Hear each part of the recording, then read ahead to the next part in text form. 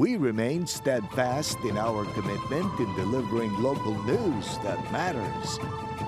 Stories that inspire. Enriching the lives of Filipinos in the Philippines and across the globe. This is your GMA Regional TV. Buong puso para sa Pilipino.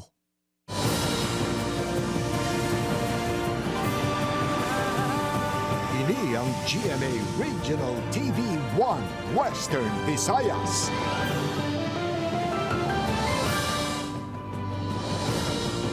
Kapuso maing hapon, iniwan Western Visayas. Sadsaran sa kamaturan kag wala sang ginadampigan.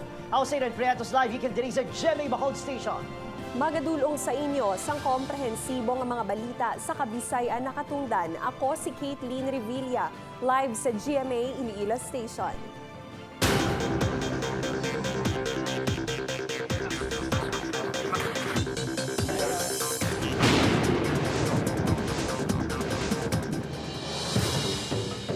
Masobra 80 ka mga barangay sa syudad sa Iloilo ginbaha matapos ang wala untat nga pagulan.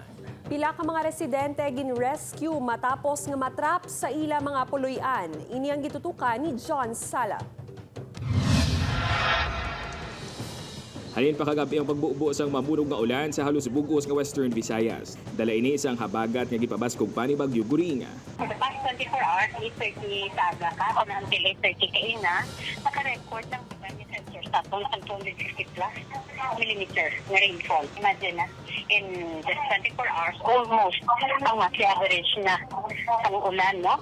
Na recorded by pag-asa nga nagatupa sa syudad. Bango sini wala makaluwas ang Iloilo City sa epekto sang malaing nga tiyempo. Sa datos ang Iloilo City Disaster Risk Reduction and Management Council, 86 ka mga barangay sa syudad sang Iloilo ang ginbaha. 20 sa mga ini ang yara sa distrito sang Haro, 16 sa Mandurriaga, 13 sa City Proper, 12 sa Arevalo, 10 naman sa Molo, 9 sa La Paz, kag 5 sa Lapuz. Bangod sa wala untat nga pagbubo sang mamunog nga ulan halin pa kagabi, ang resulta lubog sa tubig baha ang kabugusan sang Barangay Kalubihan Haro, subong man ang iban nga mga area sa Iloilo City. Gani ang mga residente nagpadulong na sa mga evacuation center samtang ang iba naman ang nagpabilin sa ilang mga pamalay agud nga magsikyara sang ilang mga gamit. Grabe kayo iwat-iwat yun. Halos tanan kami dira tanan lubog sa baha. Sa tabok naman sa Barangay Kalubihan nga Barangay Desamparados, halos naglabot na sa kaduwa nga panaligan sa mga balay ang tubig baha. Sa manong arian gani, hindi na makagwa sa ila balay sa mataas nga tubig. Hapang samtang wala pa kuno makalabot ang tubig sa second floor sang ilang balay, hindi sila mag-evacuate. Kaya ano ginobra niyo sir sa mga gamit niyo da? Kentang tungtong na namong sa mga tag-ase. Nagputos na kami ang bayo nga preparado nga kuma-evacuate na Wala pa ka mo naghalin di sir how? Diway pa madapot amon tagaw. Ang iban nga residente, ginbutang na lang sa ibabaw sang taytay ang ilang mga gamit agud hindi mabasa. Mataas man ang baha sa pila ka mga karsada sa Arevalo. Sa Barangay Suok, Arevalo ginsulod sang tubig baha ang pila ka mga balay, gani nagpatigayon sang rescue operation sang CDR-RMO kaupod ang PCG. Nagapangaman man ang mga residente sa coastal areas, kaangay na lang sa Kalumpang Molo. Nanandaan mo giti. Kay may posibilidad nga maglain pag yung chimpo. Si Ransi nga tagahawak ang tubig sa sulod sang ilabalay, ginpasalamatan naman ang voluntaryo nga pagpa-report sang City Hall employee supong adlaw, base man sa anunsyo ni Mayor Jerry Treñas. Makita taman sa sitwasyon dati supong nga daw alang-alang kit nga makasulod ang mga empleyado nga naapektuhan sang baha. Nawagan sang CDR-RMO sa mga residente nga mag-aligmat kag hindi na magulat pa nga magtaas ang tubig antes nga mag-evacuate. Upuan kay Marvin Lauderes, John Sala, 1 Western Visayas. Swerte, no? Mga nag-evacuate naman sa Bacolod City, bangod sa madalom nga baha naglabot na sa masobra 7,000. Pati evacuation centers bawgin sulog man sang tubig baha. Yaring balita nga itong gintutukan. Malaba ang pila diri sa evacuation center sa Barangay Pahanukoy para sa on-site consultation sang City Health Office. Ini, agod makapacheck up ang pila ka mga kabataan nga nagamasakit na tugas ang malaing nga tiyempo. Ang 4 ka mga anak sa driver nga si Bong, lakip sa mga nagamalasakit nga evacuees. Lain ang pumatiyag, itong uting baha bla. Sa chimpo bla nga perting baha di sa kuan mo sa may Lawrenceville. Si Raji naman, mahingagaw para magpaturok sang anti-tetanus shot matapos natuslok sang lansang samtang nagaubog sa baha. Naglibot kami, magi kami sa Taytay. May mga kawayan, may mga lansang. Nagdiretso dahil itusok. Kabahay lang maini sa 2,250 ka mga pamilya o kung 7,775 ka mga individual nga nahamtang sa 33 evacuation center sa syudad. Palaligban karon ang mga eskwelahan nga nagaserbi bilang temporary shelters nga ginsulob man sang baha. Sa Mariano G. Medalla Integrated School, masobra 30 ka mga hulot klasihan ang apektado sang tubig baha. Talalupang doon ang ining mga basura nga nagtinapik pa sa bintana. Ang mga modules gabago, hindi na mapuslan, bangon nagkalabasa. Ang manunudlo nga si Ma'am Mary Jane, nakadanlog pa. Tanan gid sir nga ari basta magbabaha na. Nagapangayo naman sang bulig ang eskwelahan sa LGU kag DepEd. Kasi naman maluoy dahil nga magbulig mo di sa amon. Grabe gyud nga sagbot nga dala. Hindi na naman tabukan mo, maanod ka na mo. Ay na chance rin dalong nagilo. Sulog. Samtang, nagapabilin nga mataas ang tubig baha sa pila ka porsyon sang Barangay Mandalagan. Ilabi na sa Purok Carvic. Rason nga temporaryo nga hindi malabyan sang mga motorista. 11 kasuba ang hugot nga ginamonitor karon sa LGU lakip na ang Kabalagnan Creek nga nag-overflow. Lupit kag Magsungay River nga yara sa critical level. Mga puso, bako sa malapnagon nga pagbaha sa Bacolod City, direktiba sa Bacolod Local Government Unit nga ipaiway anay ang pagtabok sa mga garbage trucks padulong sa sanitary landfill diri sa may Barangay Felisa. Sa karon ang alatubangon nga problema sa mga Bacolod noon, ang mga basura nga hindi ma-pick up. Nagapabilin nga kanseladong klase sa tanan nga level sa syudad. May posibilidad nga palawigon ang suspensyon pananglitan hindi pa magbalik sa normal ang panahon. Upod, Kirinal Casillo, Adrian Pretos, 1 Western Visayas. 14,000 ka mga pamilya sa Western Visayas apektado sang pagbaha. Lebeles sang tubig sa mga suba ginomonitor. Inyang gitutukan ni Zen Kilantang live sa flood control project sa distrito sang Haro, Iloilo City. Zen?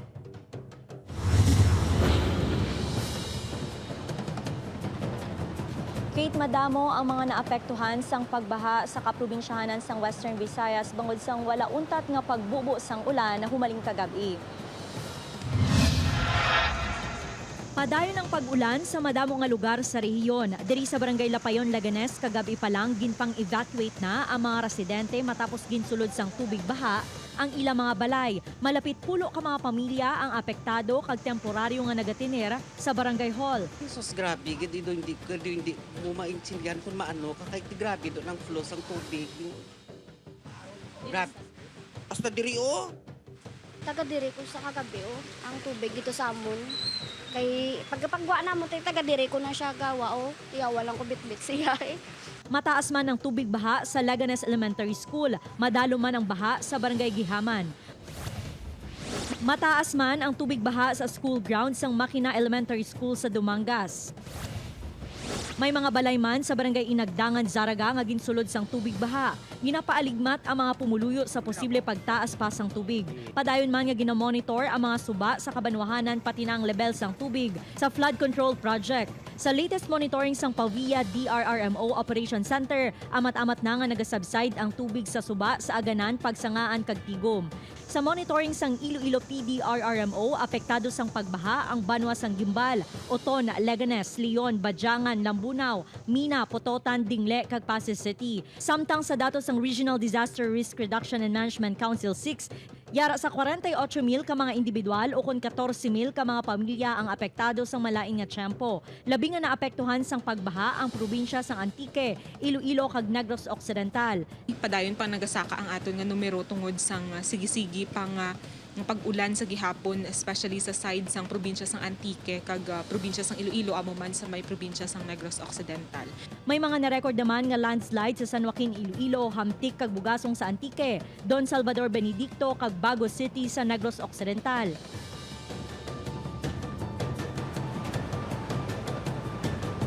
Kate, makita naton subong nga amat-amat na gidman nga nagasubside ang tubig diri sa Iloilo Flood Control. Sa monitoring sang PDRRMO, wala man sang may nag-overflow nga suba sa kaprobinsyahanan haga padayon nga ginamonitor sa gihapon. Sa diin yara lang sa 2 meters ang kataason sang level sang tubig. Apang ginapaaligmat sa gihapon sang RDRRMC6 ang publiko nga padayon nga mag-monitor sa weather update sang Pag-asa agod mangin safe subong nga malaing nga tiyempo.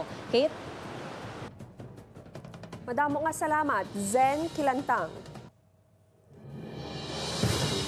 Baha pagid mga puso, masobra naman 20 ka mga barangay sa Oton, probinsya sa Iloilo apektado sang pagbaha. Masobra 500 ka mga magpamilya gin-evacuate. Oton, LGU nagpasalig nga magbulig sa mga naapektuhan nga mga residente. Yaring balita ang ginitukan ni Josel Huesca. Ginpukaw sa ila mahamuo nga katulugon ng pamilya mapad diri sa Poblacion West Oton sa inalig ginsulod sang bahang ila balay.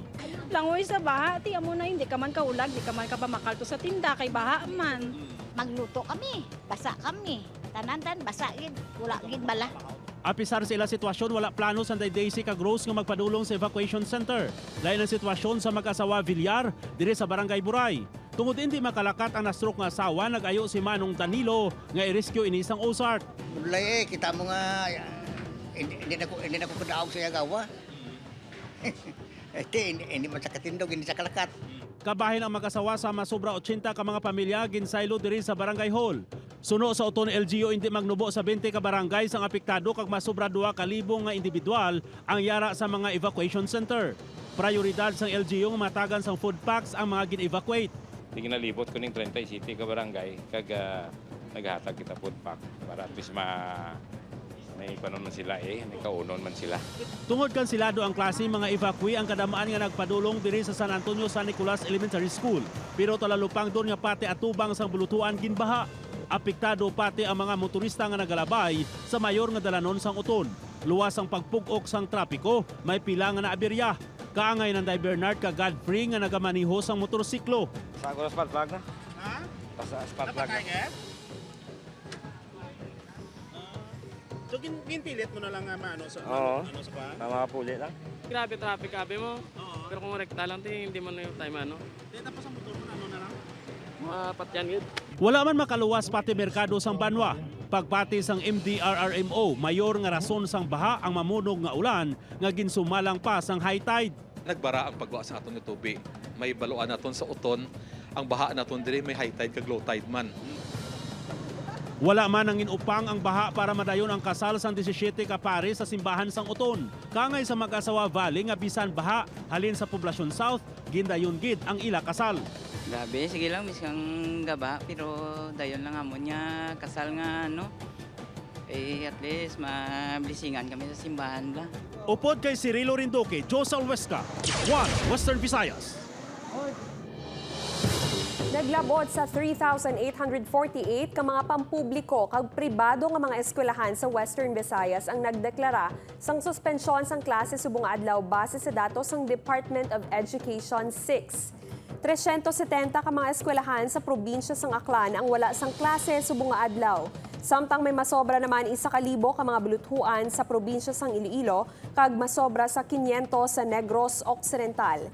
16 ka mga LGU sa probinsya sang Capiz ang nagsuspend sang klase. Samtang bilog naman nga probinsya sang Antique, Guimaras, Bacolod City kag Iloilo City ang nagpatuman sang class suspension subong adlaw. Sunod sa DepEd 6, ang LGU ang may debere sa pagdeklara sang suspensyon sang klase. Subong man sang pagdeklara sang pagbalik sini depende sa sitwasyon sa ilatag sa kanasakpan. At hindi natin gusto nga may matabo nga malain sa aton singa kabataan while they are in school. So ti amo na blambal nato no nga kita step ed we ensure that we deliver no the quality basic education sa aton singa mga bata, but our LGUs are there naman no to protect ang aton singa mga kabataan. That's why kita sa DepEd we abide by their orders.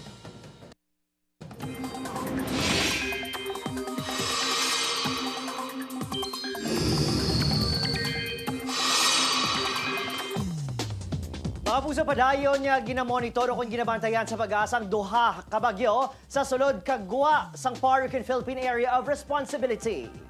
Bangod gihapon sa Bagyo Gorain, signal number 3 sa south portion, sa Batanes kag northeastern portion sa Babuyan Islands. Signal number 2 naman sa nabilin nga bahin sa Batanes kag Babuyan Islands kag extreme northeastern portion sa mainland Cagayan. Samtang signal number 1 naman sa northern kag eastern portions sa mainland Cagayan, eastern portion sa Isabela, northern portion sa Apayao kag northern portion sa Ilocos Norte. Ulihin nga nasiplatan ng Bagyo Gorain sa kalayuon nga 175 east-northeast sa Apari, Cagayan. Mahina ini nga nagapakadto pa west-northwest. Sunod sa pag-asa, posible nga magwa sa par ang Bagyo Buwas ukon sa Huwebes nga daw. May chance man nga magpalapit ukon maglandfall ini sa bahin sa Batanes. Medyo nagbaskog naman ang tropical storm Haikway nga ara sa guwasang par sa kalayuon nga 1,660 kilometers na silangan bahin sa extreme northern Luzon. Sunod sa pag-asa mga kapuso, posible nga magsulod ini sa par Buwas kag pagkatawgon sa local name nga Hana. Sa subong, wala pa inisang epekto sa anuman nga bahin sang pungsod. Padayon naman nga ginapabasog sa Bagyo Gorain ang hangin habagat nga magapaulan gihapon sa dako nga bahin sa Pilipinas. Base naman sa datos sa Metro Weather, may pag-ulan sa Panay Island kag Negros Provinces. May mabasog man nga ulan sa Antique kag pila ka bahin sang Negros Occidental. Gani padayon nga mangin alerto mga kapuso sa pagbaha ukon pati man sa pag-usmod sang duta.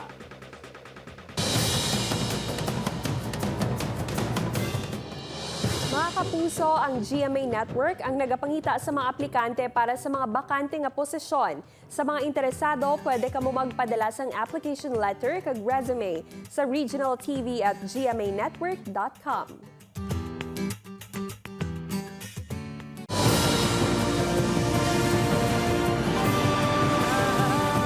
Ini ang GMA Regional TV 1 Western Visayas.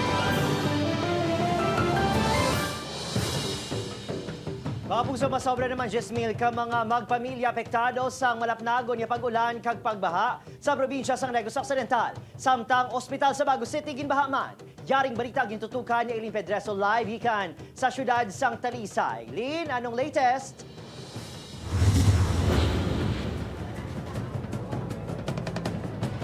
Adrian, amat-amat na nga nagsubside ang baha apang padayon sa gihapon nga may eksperyensyahan ang malaka-laka nga pag-ulan sa Negros Occidental. Halos hindi nakit-ano ng pila ka mga talamnan sa Bago City bangod sa wala untat nga pagbubo sang ulan. Ang mga pananom nagalutaw na sa tubig baha. Kanugon sa mga pananom namon gali sa likod nagkalaanod. Nag-awas man ang baha sa mga karsada nga nangin perwisyo sa mga motorista kag mga residente. Budlay gid sibong dapat may dump truck lang makasulod sa pa-crossing nga Matis, pabusay. Masobra 10,000 ka mga pamilya o kung kapin 36,000 ka individual sa Negros Occidental ang apektado sa makusog nga pag-ulan halin pa sa Sabado. Sa reports ng Provincial Disaster Management Program Division, ang mga lugar sa ikaapat nga distrito ang labing nga naapektuhan. May ara kita mga dagko nga reported nga evacuation. May ara makita sa District 5, particularly sa Hiligaran. Ginsulod man sa baha pati ang District Hospital sa Bago City. Temporaryo nga hindi magbaton sang pasyente ang ospital. Samtang, 29 ka LGU sa Negros Occidental ang nagsuspinde sang klase. Kag-anom naman ka LGUs ang nagsuspinde sang government offices bangod sa malain nga tiyempo.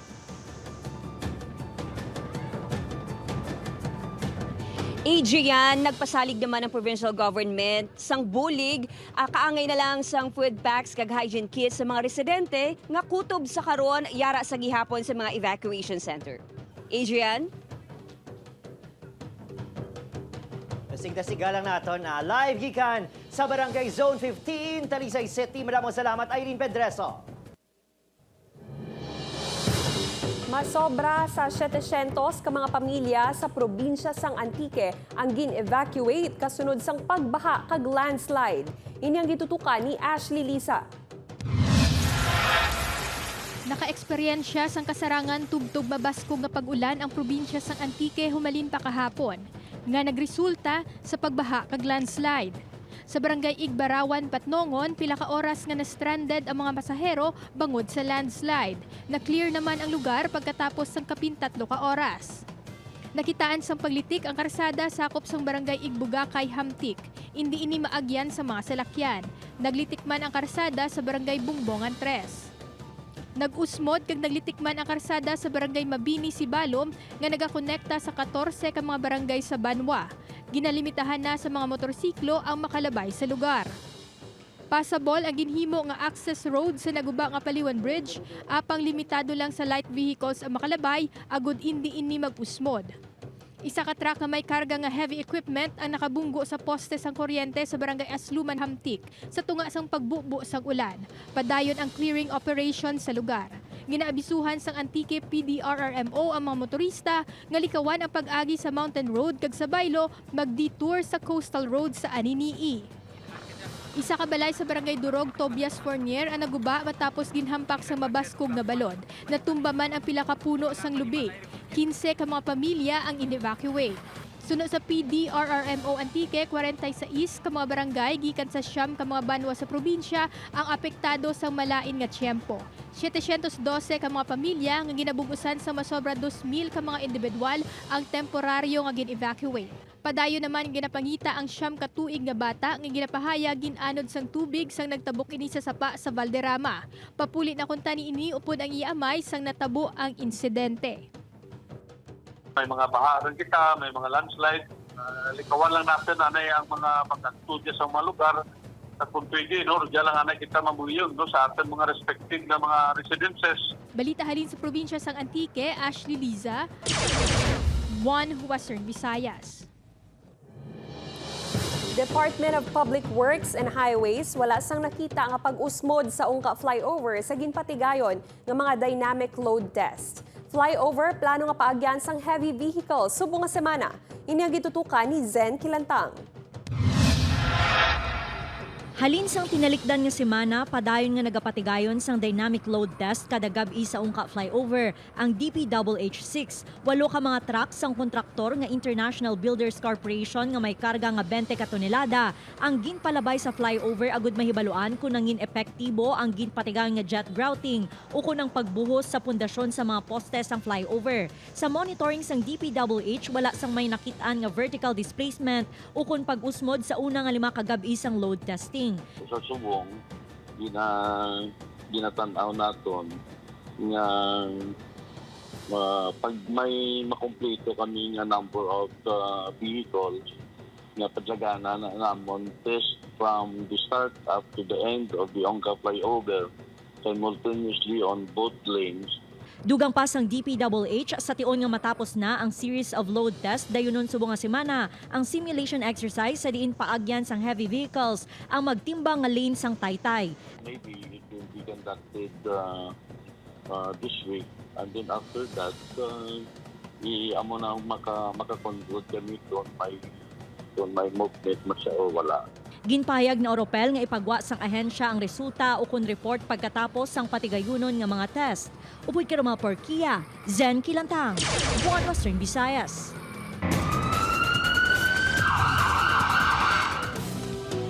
Kaptik, pagpangawas ng cellphone sang nagpakuno-kuno customer sa isang cake shop sa Bacolod City nahuli ka. Suspect madasig nga nakabalagyo. Yaring balita. Sa sining nga video, makita ang ini nga customer nga wala tuo ang pagpamangkot sa nagabantay sa isa ka cake shop sa tubang sa Bacolod City Government Center. Pila ka minuto sa nagligad, ginhingyo sini ang nagabantay nga hatagan siya sa listahan sa presyo. Sang nangita na sang paper ang babaye, dire na ini nag-umpisa sa pagpangsalisi. Madasig sini gintaba ng cellphone. Nagalain naman ang buot sa 19 anyos gabantay, bangod siya first job, gilayon ini nga nalutsan sang kawatan. Na pag yun nga ang real word, hindi ko magsalig. Gulpi sa nagamba nga, dali lang. Abi ko wala mabalik pa sa house. Di na ulihin mo na nabalaan yung cellphone, wala na. Oo, kaya nang limpyo pa ko, sa pagwaya. Ang manager niya si Kirsten, natingala sa abilidad sa kawatan nga wala sang kulba, bisan pa nga sa masami, nagapatrolya ang kapulisan sa lugar. Nang ginaano niya gid si Hana yang hinakwaan niya gid pala sir idea kung paano ya ang isa masalisi. Di among mantuguro kay ginsugo ya sir mo. Bango sa klaro nga CCTV footage kag laragway, kumpiyansa ang Police Station 4 nga madakop nila ang lalaki. Nagapatigayo na ang mga inisang cross-matching. Gitawag din sa lisi, kiti, no? Sa istoryahon ka, mangkot. Sige lang sir, kasi ang itsura is very familiar. Ginasin ko na sa ibang mga station.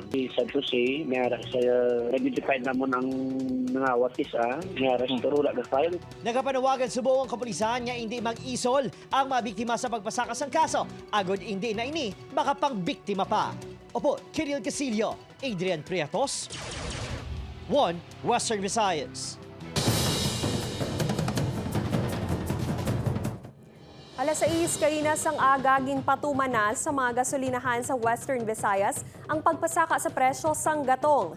Base sa data nagikan sa mga oil company, 70 sentimos ang saka sa kada litro sang diesel. 30 sentimos ang ginsaka sa kada litro sang gasolina. Ang kerosene naman nagsaka sang 80 sentimos.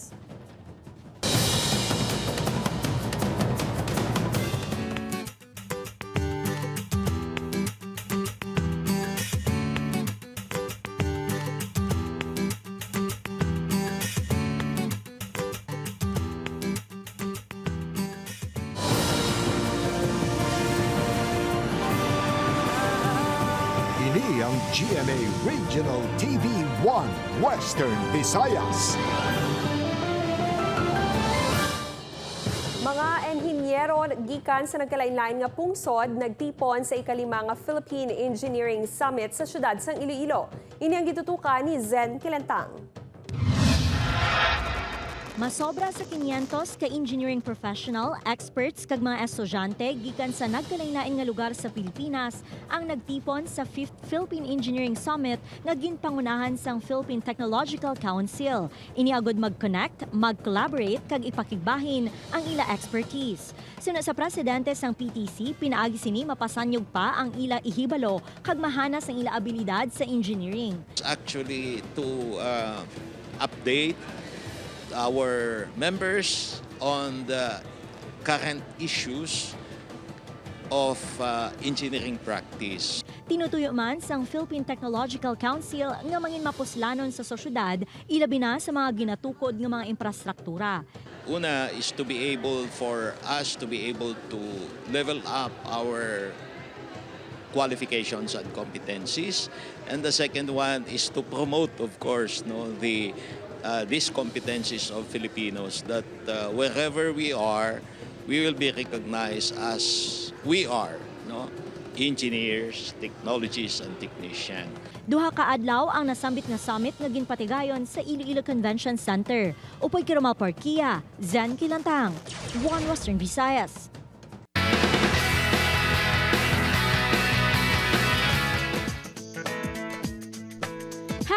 #Power of Manifestation. Ini ang caption nga nag-inspire sa netizens halin kay Rabia Mateo. Sa iyang latest social media post, proud nga ginpakigbahin sa Ilongga Beauty Queen kag subong kapuso artist nga mayara na siya sa salakyan kag balay, bunga sa iyang sacrifices. Suno kay Rabia 3 years ago, handom niya lang ini bagay nga nalapot ng iya subong. Ano ang ihadang feeling nga matampa sang one and only Jean Garcia? Sa IG post ni Juancho Trevino, proud nga gin-share siniyang isa ka behind-the-scenes clip sa set sang serye nga maging Sino Ka Man. Makita nga excited si Juancho nga matampa sang aktres pagabidahan ng serye ni Barbie Forteza kag David Lacauco. Real heroes don't need capes or robots, sino kay Direk Mark Reyes. Naghugot si Direk sa iyang latest IG post, dala pasalamat sa mga makabig heroes ang pungsod, kag syempre, pag-appreciate sa Voltes 5 sa Remy Golden Felix, Isabel Ortega, Radson Flores, Matt Lozano, kag Rafael Andicho. Samtang yari naman ang mga eksenang mo dapat mamiss sa Voltes 5 Legacy. Si Ava madakpan na bala bilang sospek sa pagtuyo nga pagpatay kay Jamie ang Voltes 5. Makasalbar paihan, bato kay Prinsipe Zardos, inakagiban pa ang maaksyon ng mga eksena ang bantayan sa Voltes 5 Legacy sa GMA Telebabad pagkatapos sang 24 oras.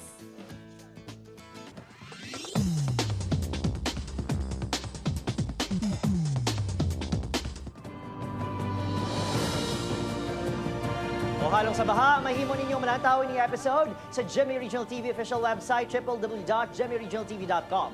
Pwede man mabisita kay click ang subscribe button sa GMA Regional TV official YouTube channel para sa updated nga balita. Kag sa aton mga kapuso diri sa Western Visayas kag subong man sa aton mga kapuso abroad, madamo gid nga salamat sa pagtutok. Mga puso, mag-isa kita kakibaloon ang mga balita tungod local news matters. Ako si Eden Priatos, naghahatag importansya sa mga balita lokal. Sa ngalan sa Bugos nga Puwersa sang One Western Visayas News Team, ako si Caitlin Revilla, Bugos nga Puwersa para sa mas dako nga misyon kag mas masangkad nga pagserbisyo sa pungsod.